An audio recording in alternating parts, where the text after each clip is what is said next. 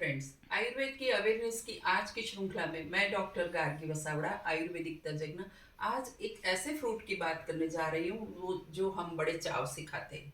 ये सीजन में भी मिलते हैं और हर जगह मिलते हैं। मतलब उसकी अवेलेबिलिटी भी है, इसके कारण थोड़ा इकोनॉमिक भी है और इसके सीजन में लोग अलग अलग व्यंजन बना के घर में स्टोर करते हैं।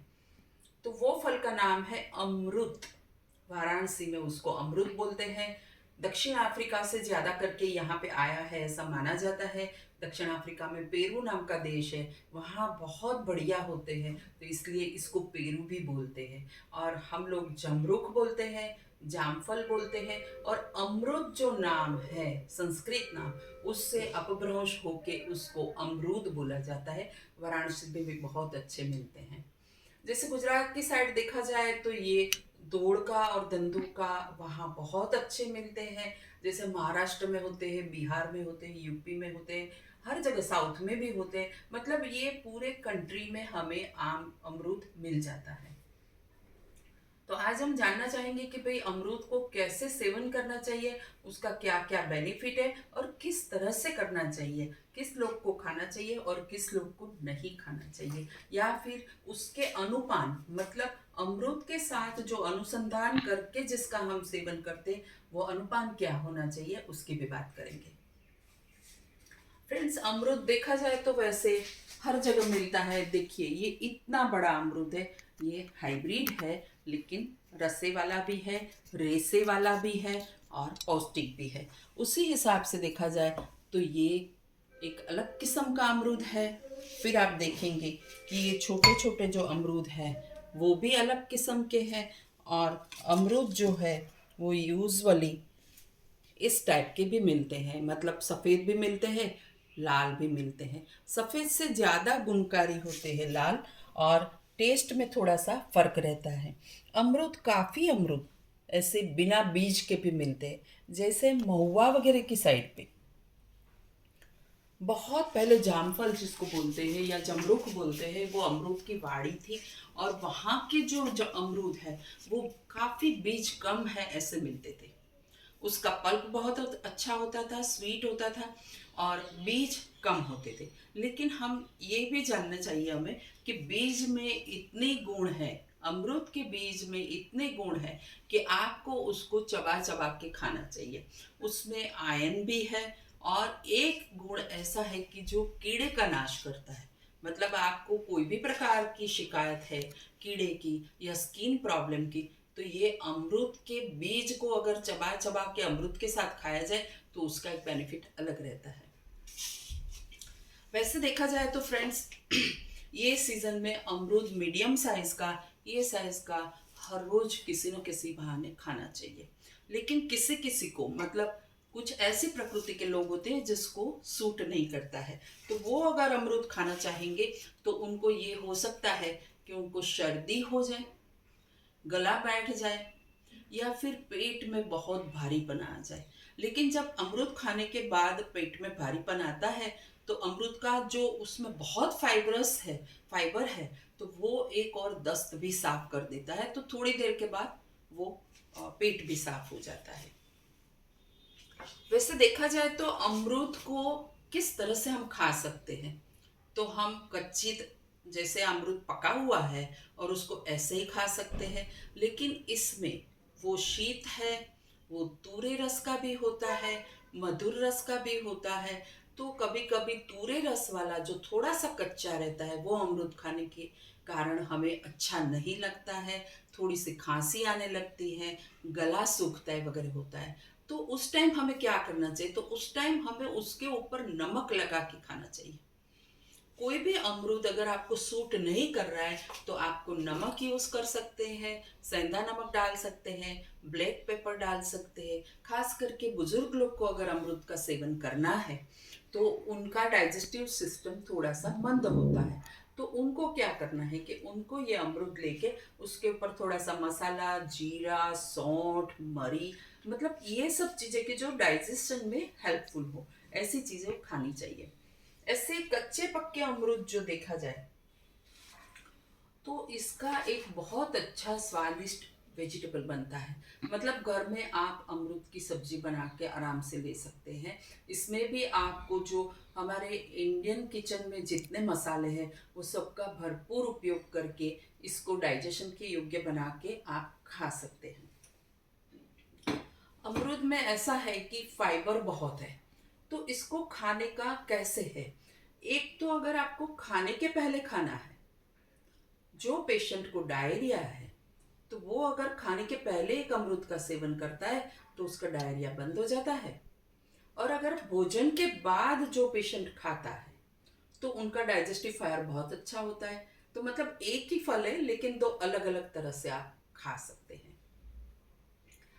इसके अमरूद में जो गुण है वो एक ऐसा गुण है, वैसे भी देखा जाए तो इसमें पोटेशियम बहुत है, विटामिन ए है, कैल्शियम है, फास्फोरस है, मैग्नीशियम है। मतलब ये ऐसा एक फ्रूट है कि जिसमें ये सारे कॉम्बिनेशन के हमें विटामिन्स मिलते हैं। हमारे बॉडी को हेल्दी रखने के लिए जो भी कारण होने चाहिए वो सब इसमें है। लेकिन इसका एक तत्व ऐसा है कि जो हमारे हार्ट को, इसमें पोटेशियम भरपूर मात्रा में है, मैग्नीशियम है, तो ये हमारे हार्ट को बहुत मजबूत बनाता है। तो जो हार्ट के पेशेंट है उनको कैसे खाना चाहिए, क्योंकि ये सीज़न में अस्थमा, सर्दी, एलर्जी वगैरह की भी सीज़न होती है। तो हार्ट पेशेंट को इसको कैसे खाना है कि इसके पल्प को अच्छी तरह से लेके उसको जरा सा हल्का सा गर्म करके खाना चाहिए। दूसरी चीज़ ये है कि ऐसा ही अमरूद लेके उसको रेती में सेक दो आप।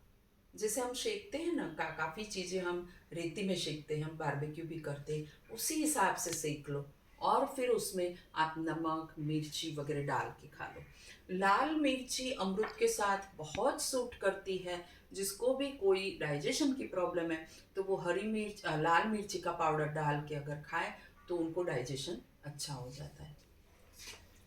अमरूद का ये स्किन के भी, अमरूद का पल्प स्किन पे भी बहुत अच्छा है। कैसे? तो उसमें विटामिन सी जो है वो, विटामिन सी ऑरेंज से कई गुना ज़्यादा है। तो हमें हमारे स्किन की केयर करनी है तो उसके लिए, और हेयर की केयर करनी है तो उसके लिए विटामिन सी चाहिए। इसकी छाल में पेक्टिन भी है जो स्किन के लिए बहुत बढ़िया है, तो हमें उसका भी सेवन करना चाहिए। इसके अलावा अमरूद में, अमरूद का जो लीफ है, मतलब जो पत्ता है, ये पत्ते का भी एक्सट्रैक्ट आजकल मिल रहा है और काफ़ी लोग उसका इस्तेमाल करते हैं। तो ये जो पत्ता है उसके एक्सट्रैक्ट को एंटीबैक्टीरियल माना जाता है और वही एक्सट्रैक्ट को यूज़ करके वो एंटी कैंसरस प्रॉपर्टी है ऐसा पता चला है, तो वो उसके लिए भी बहुत फायदेमंद है। प्लस अमरूद में फैट है, उसकी मात्रा कम है। तो क्या है कि भाई हमें हमारा डाइट कुछ सेटल करना है, हमें थोड़ी चर्बी घटानी है, तो हमें क्या करना चाहिए, अमरूद का सेवन करना चाहिए क्योंकि उसमें फैट की मात्रा कम है, उसमें फाइबर बहुत है, उसमें हार्ट प्रोटेक्शन के लिए जो भी चाहिए वो भी है, स्किन के लिए भी अच्छा है, हेयर के लिए भी अच्छा है। इसके बीज का चबा चबा के अगर आप सेवन करते हैं तो इससे क्या होता है कि आपके शरीर में आंतों में जो कृमि रहती है उसका नाश होता है। तदुपरांत आपको अमरूद का सेवन करने में सुबह आप कर सकते हैं, दोपहर को कर सकते हैं, शाम को कर सकते हैं, लेकिन रात को नहीं करना चाहिए।